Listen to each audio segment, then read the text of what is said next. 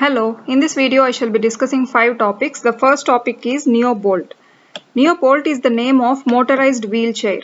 This motorized wheelchair is developed for the first time in India. So this is the first indigenously built India's motorized wheelchair vehicle. This is developed by IIT Madras. This is used to move on roads. So on roads, and not just on roads but also on uneven terrains, this can move freely. So this is a good thing for disabled people, and for the first time India developed this wheelchair. And it works at a maximum speed of 25 kilometers per hour, and lithium ion batteries are used for this mobilization of NeoBolt chair. And this is useful for wheelchair users in their mobility on roads and uneven terrains. This is very convenient and safe as it can move even on uneven terrains. It is not dangerous, and it is very low in its cost, like around 55,000 only. So this is India's first indigenously built wheelchair vehicle that is totally motorized, that is named as NeoBolt.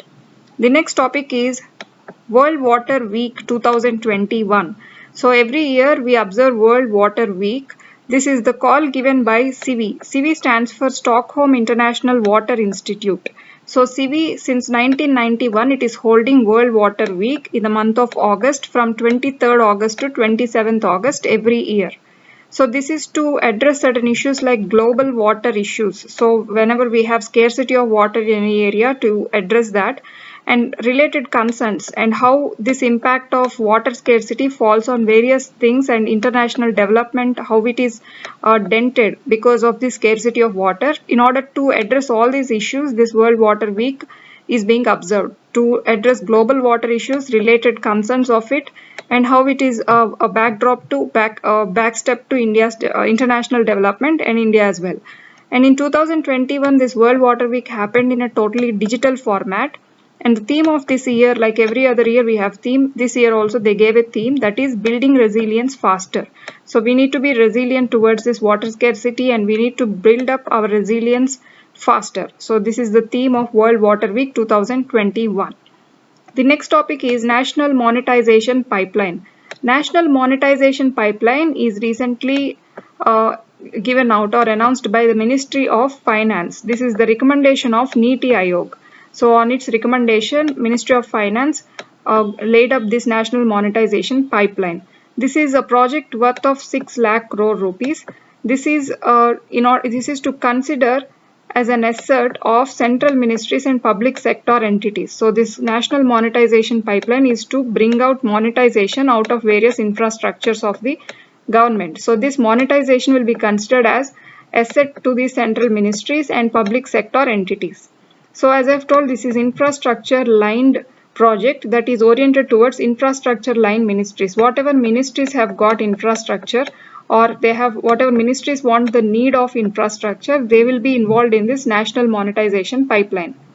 So the mandate of this project is asset monetization. The meaning of asset monetization is to bring out some income out of the assets. Like if the government has got some infrastructure, it will be given that for as lease to some private entity. So one private entity can go and purchase that public sector land or whatever asset it has got. It can take it under lease, not purchase, but it can take it as a lease. So that's how this asset will be monetized to the government.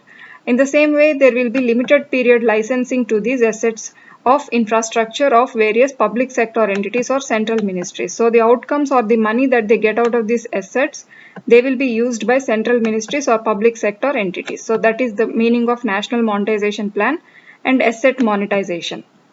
The next topic is India's first smog tower. India's first smog tower is built or has come up recently in Connaught Place, that is present in New Delhi. So a smog tower is used to purify air, and the capacity of this India's first smog tower is it can purify 1000 cubic meters of air per second, and it can purify all the air that is in the radius of 1 kilometer around it. So this is a pilot project in the sense it is an introductory project. So firstly just one smog tower is introduced. So this pilot project with one smog tower underwent the pilot test, and this pilot test was successful.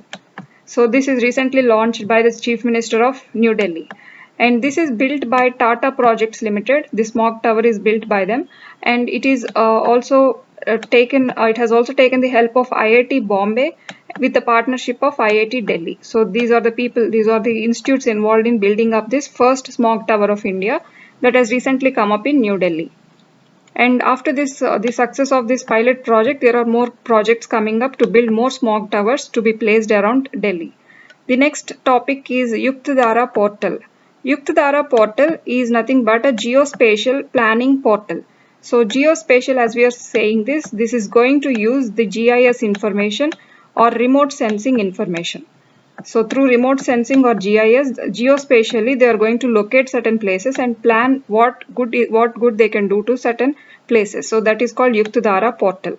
So this is to monitor the assets of the government and to allocate some resources to those assets. So using this GIS or remote sensing, they will locate some asset, and how well they can do better in that asset is what planning is about. This is launched recently on August 23rd, 2021.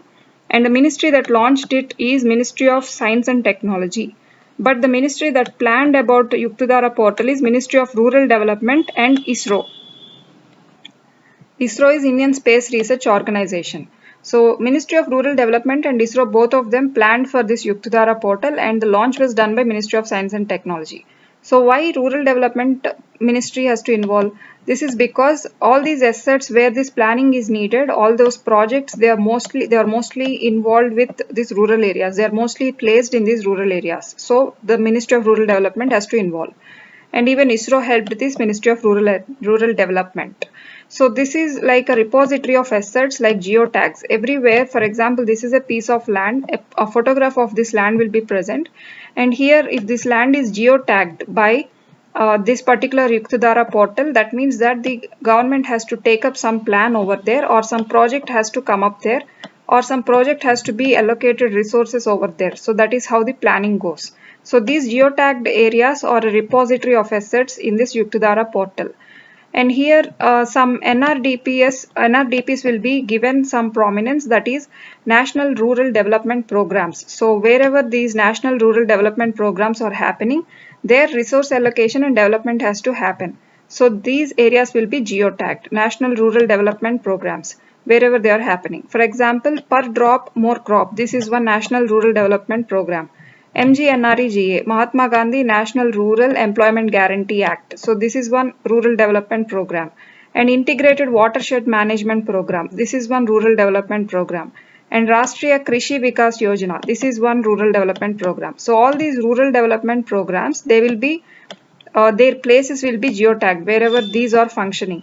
So after geotagging them, there will be planning coming up in order to give them more development. So that is the purpose of Yuktadhara portal. This planning happens by locating them. So this location will be done by GIS or remote sensing. So that is why it is called Geospatial Planning Portal.